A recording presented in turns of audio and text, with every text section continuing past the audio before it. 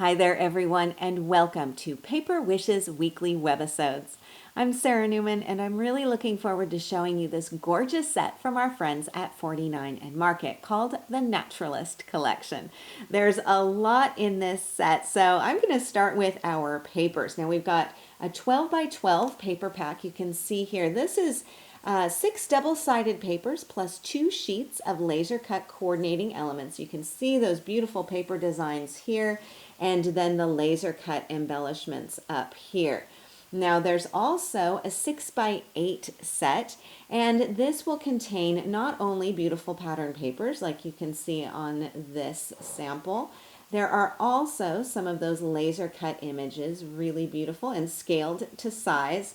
And this set also has what I really like, sheets that you can easily cut apart to have really quick and easy card focals that of course perfectly mix and match with the rest of the designs. So those are our papers. Now we've also got a lot of embellishments to go along. There are chipboard stickers here. We've got 38 of these, and they're nice and sturdy. These create some really lovely texture and dimension on your projects. Then there's a pack of book plates. Now the readers among us will love this. There's 17 mix and match vintage book pages. So you can see the one with the butterflies on here. If I flip this over, you can see all of the other sets inside here. So really a lot of fun to work with. Then we've got some rub-ons, and you guys know that I love 49 and Market rub-ons. They are beautiful and so easy to use. So you've got 6 sheets in here. You've also, of course, got that rub-on tool, but just look at those beautiful images, and then you've also got some faux texture on here. Just take a look at those gorgeous butterflies as well. Really love these. Then, we're not done yet. There is a gigantic pack of 93 die cuts of the Ephemera Set here. This has tags, it has labels, it has sentiments, it has large and small embellishments. This is definitely a value pack and a lot of fun to play with as well. Then we have our Bubbles and Bobbles. This contains 68 epoxy stickers, and these are just a lot of fun to use as a finishing touch on any of your cards, scrapbook pages, and other little projects too. Now, the one last thing, I just couldn't resist using these Rustic Blooms paper flowers, and they're just a really nice finishing touch, and the color works beautifully with our Naturalist collection. So now you guys probably know by now I am a huge 49 and Market fan. I just had the best time playing with this collection. So I've got some fun projects to show you and a couple of demos too. I'm really glad that you're here with us today, so come play with us.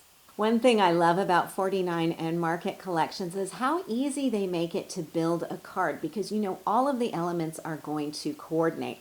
So I thought we could start with a really simple card and kind of build it together.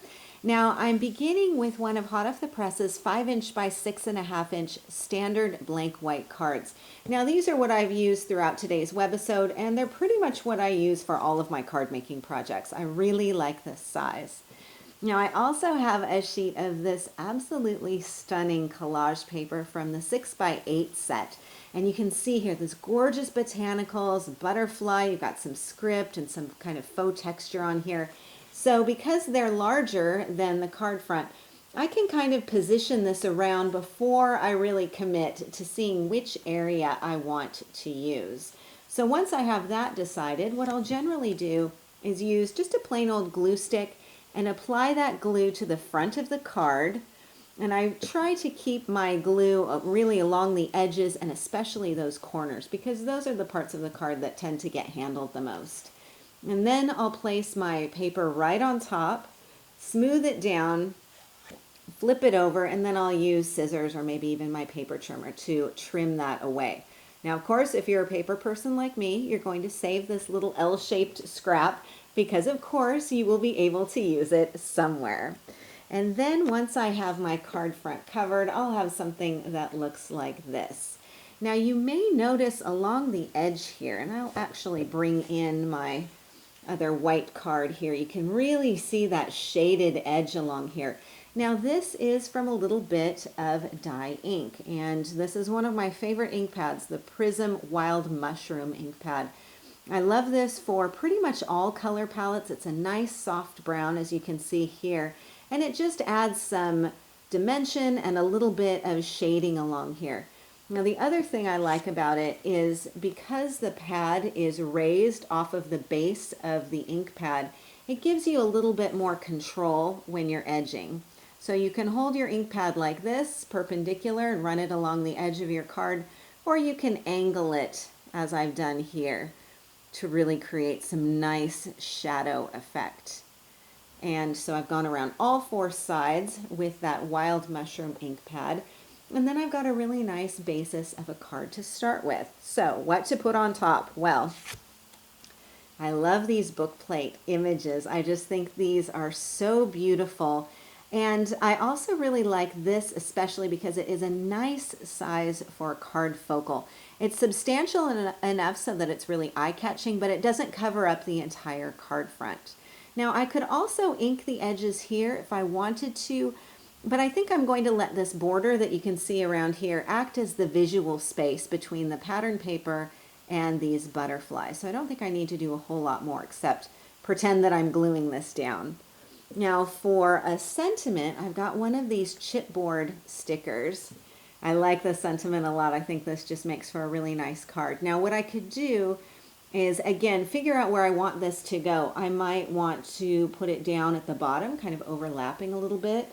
I could put it right smack in the middle if I wanted to, but I kind of like having it a little bit, not perfectly in the middle, but maybe up just a little bit there too. So it's in the center, just headed toward the top a bit more, and then pop that down. Again, I could leave this as is. I could also add in a little bit of jute twine. I'm a big fan of jute twine. I think it just adds a nice soft touch without a whole lot of bulk.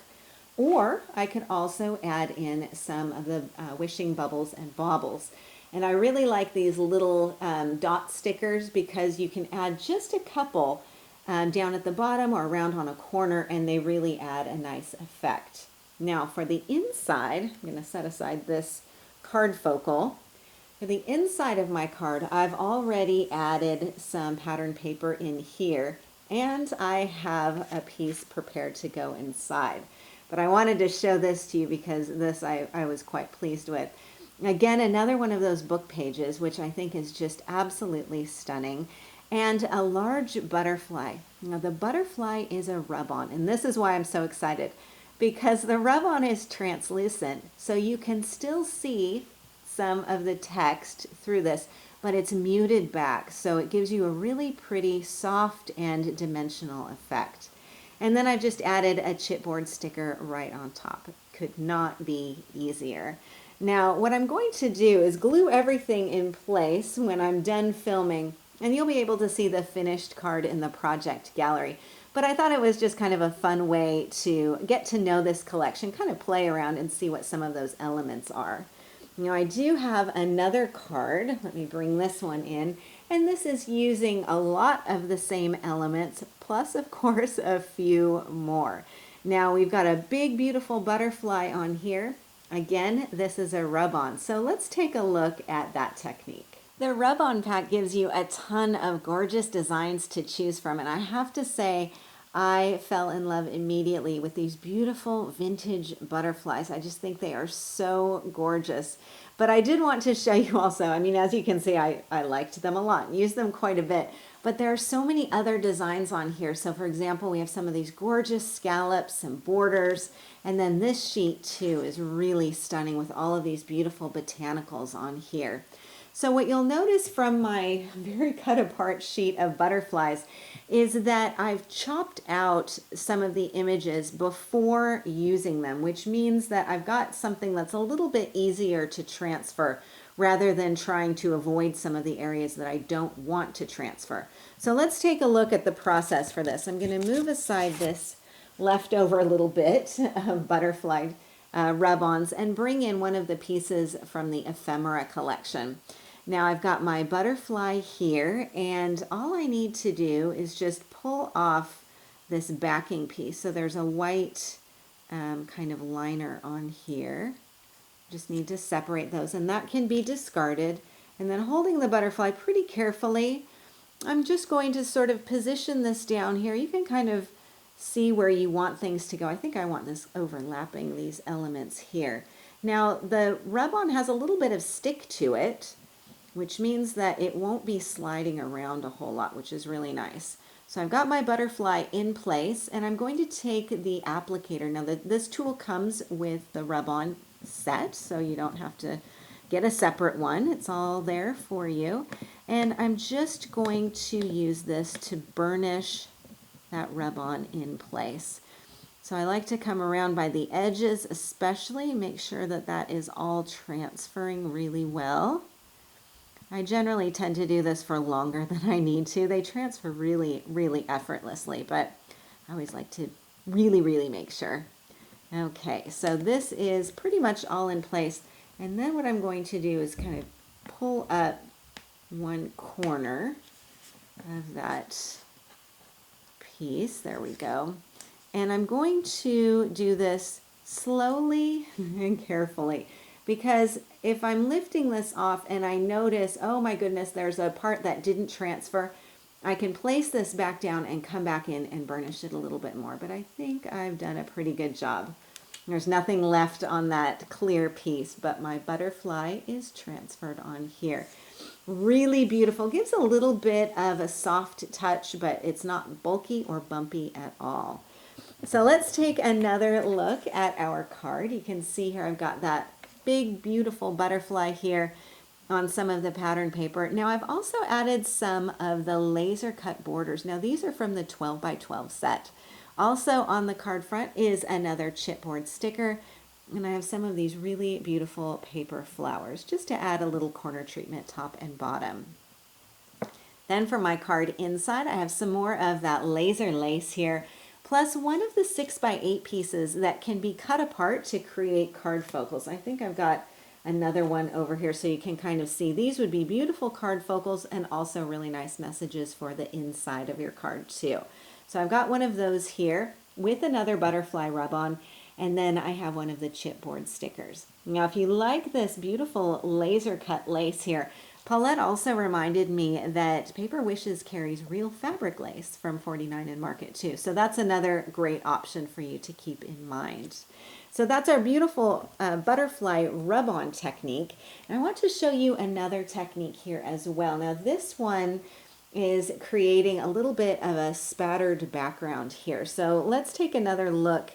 Again, we've got some of that beautiful paper lace going across the front. I have some of the ephemera pieces from that big ephemera pack, and they're all going across the center of my paper, which has been altered just a little bit. So with all of the papers in this collection, many of them have a nice spattered effect on them, or kind of a faux texture. That's part of the collage charm. Now, if you want to add more of a spattered look, it's really easy to do. So I'm going to keep in this piece of paper. This is from the 6 by 8 sheet. And I'm going to bring in some of my Prism ink pads. I'm going to bring in two really nice rich colors. I've got the evergreen, and then I have the roasted coffee. Now working onto my craft mat, what I'm going to do is just take the lid off each one of these and press that ink right onto my craft mat. So give that a little press, and I've just deposited some of that dye-based ink right on here.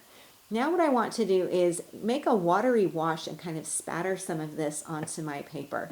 So I'm using my water mister for this, and I'm going to spray some water kind of right next to those puddles. Now, a lot of times for spattering, I will use my Distress splatter brush. In this case, I'm not going to use that though. I'm going to use my water brush, because the Distress splatter brush works beautifully for paints and other mediums with a kind of similar consistency. Because this is going to be a really watery medium, a water brush is going to be the best tool. So I'm just mixing in some of the water right onto that ink, and then I'm going to hold my brush perpendicular to my paper and tap the barrel of the brush and then splatter this around. So then I've got a really nice splatter effect. I can kind of turn this if I want the splatters to go in some different directions. And pick up some of that coffee, and same process. Just tap this on here. You can do as much or as little as you want. And when you're choosing colors that really work nicely with the color palette of the papers, then it creates a really nice soft and subtle effect. And then I just need to let that dry. It won't take very long, and I'm ready to use it as my background. And then I can just easily clean this ink up off of my craft sheet. So a great way to use your craft sheet, not only to protect your work surface, but also as your palette too. So let me bring back in my card, and you can see I have a nice soft spattered background on here. That has been made with a couple of ink pad colors, so I'll show you. I've got the evergreen that I used the roasted coffee. I also used the rainforest, and you know, I've always got my thundercloud handy, so I worked in a little bit of that too. So you can mix and match between your colors if you want to. Create some really nice dimension on there. Okay, so as I'm looking here at the card, I'll open this up and we can take a look at what's inside. Got some more collage paper. I've got a really lovely sticker on here. I've got this beautiful cutout. Everything comes together so nicely and so easily. I've done some really heavy inking here around the edges with evergreen, and that's just going to add some extra dimension to our card as well. Okay, I have a couple more projects to show you, so I'm just going to dry off my work surface and we'll take a look.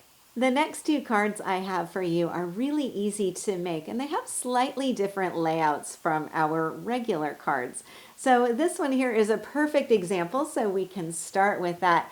This is called a cutaway card because you cut away a portion of the front of the card. Now normally I'll trim away about 1 inch from that front panel, and then this is going to give me a really perfect surface for my card focal, but then it also allows a portion of the inside to show along the edge.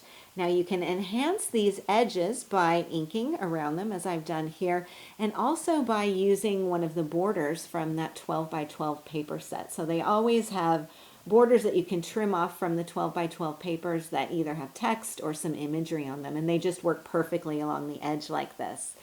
Now for the card front, I have some of the laser cut embellishments from the 6 by 8 set. And then on the inside, I have an ephemera message, more laser cut foliage on here, which is really beautiful. And then even some epoxy stickers going along the top corner here too.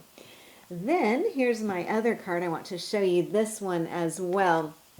Now this is a card fold out design.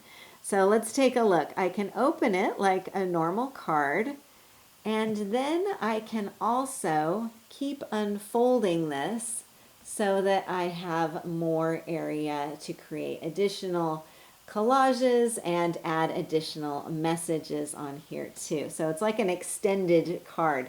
And this is really simple to make. Let me just bring in some card blanks and we can take a look at this. So starting with 2 pre-scored cards, now they'll need to be the same size. Go ahead and score on those fold lines really well. A bone folder will come in handy.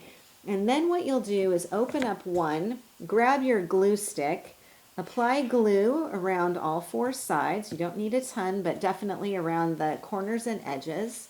And then take your second card, nest it right up into that crease line.